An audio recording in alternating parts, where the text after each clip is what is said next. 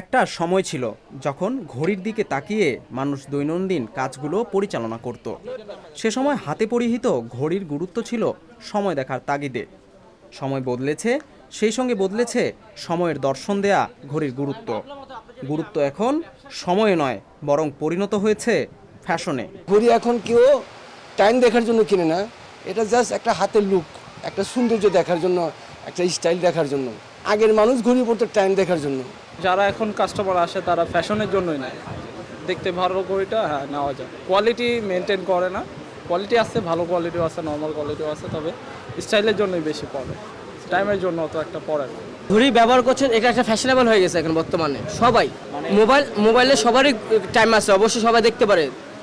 এখন সবার হাতে হাতে ঘড়ি, এখন এটা মানে ফ্যাশনেবল হয়ে গেছে এটা ঘড়িটা বর্তমানে। রাজধানীর নিউ মার্কেট এলাকার চিত্র এটি। দোকানগুলোতে সাজানো নিত্য নতুন মডেলের এসব ঘড়ি চায়না থেকে আমদানি হওয়া। ব্যবসায়ীরা বলছেন, নানা প্রতিকূলতায় ভালো নেই ঘড়ির ব্যবসা। ডলারের মূল্য বৃদ্ধির সঙ্গে সঙ্গে বেড়েছে দাম, পাশাপাশি বাজার জুড়ে ক্রেতার সংকট। এতে দোকান ভাড়ার খরচ ওঠানো কঠিন বলে অভিমত এসব ব্যবসায়ীদের। ঘড়ির বাজার আমাদের এখন ব্যবসা অনেকই খারাপ যাচ্ছে, যেহেতু আমাদের বেচা বিক্রি এখনও খুব খারাপ। বেচা বিক্রি আগের মতো হয় না, প্রাইসও অনেক বেশি। এখন কাস্টমারও আইসা ওই প্রাইসে কিনে না, অনেক খারাপ অবস্থা যাচ্ছে। এই জন্য আমরা খুব ক্লান্তিতে বা এখন খারাপ অবস্থায় আছি। বেচা বিক্রি হয়, দোকান ভাড়া ওঠে। আমাদের বর্তমানে বিজনেস খুবই খারাপ, কারণ মানুষের হাতে টাকা আসছে কিনা বলতে পারি না। আমাদের আগে যেরকম একটা প্রতিদিন একটা সেল থাকতো, এখন তার থেকে অনেক নিচে নেমে গেছে। তারপরে এখন ব্যবসা করার জন্য আর কি বাধ্যতামূলক দোকান খুলে বসতে হয়। সবারই একটা রেগুলার বাজেট থাকে যে আমি এই জিনিসটা কিনতে যাবো, যে আমি একটু এই বাজেটে কিনুন, কিন্তু ওই বাজেটে আমরা নিজেরাই কিনে আনতেছি, এখন ওনারা নিতে পারতেছেন। সময়ের সঙ্গে সঙ্গে ঘড়ির গুরুত্বের বিষয়টিতে পরিবর্তন এসেছে, গুণগত মানেও হয়েছে পরিবর্তন। ঘড়ির ক্রেতা এখন নতুন প্রজন্ম, এর মধ্যে পুরুষ ক্রেতাই বেশি। ব্যবসায়ীদের মতে এখন ঘড়ি কিনতে গেলে ঠকেন ক্রেতারাই। এমন পরিস্থিতিতে সকল ব্যবসায়ীদের সচেতন হওয়ার পরামর্শ দিয়েছেন এক প্রবীণ ব্যবসায়ী। আমি যখন নাকি ঘড়ির লাইনে প্রবেশ করি, তখন সব অরিজিনাল ঘড়ি বিক্রি হইতো। এখন হইলো আপনার সব চায়না। এখন কোনো জাপানিজ বা সুইজারল্যান্ডের কোনো ঘড়ি বিক্রি হয় না। আগে ঘড়ির ব্যবসার মধ্যে যে মজাটা ছিল, এখন ওই ঘড়ির ব্যবসার মধ্যে একদমই মজা নেই।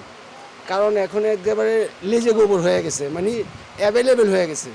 সব এক রকমের ঘড়ি, সব এক দেশ থেকে আসতেছে, চায়না থেকে। এখন কোনো আপনার না জাপান থেকে আসে, না সুইজারল্যান্ড থেকে আসে। হ্যাঁ, যার কারণে ব্যবসার মধ্যে সবচেয়ে বড় সমস্যা হয়েছে।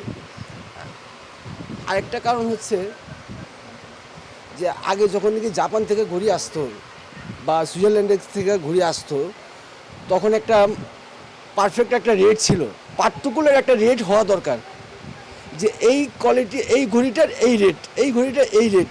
এখন আমাদের এখানে কোনো রেট নাই, যে যেভাবে পারতেছে বিক্রি করতেছে।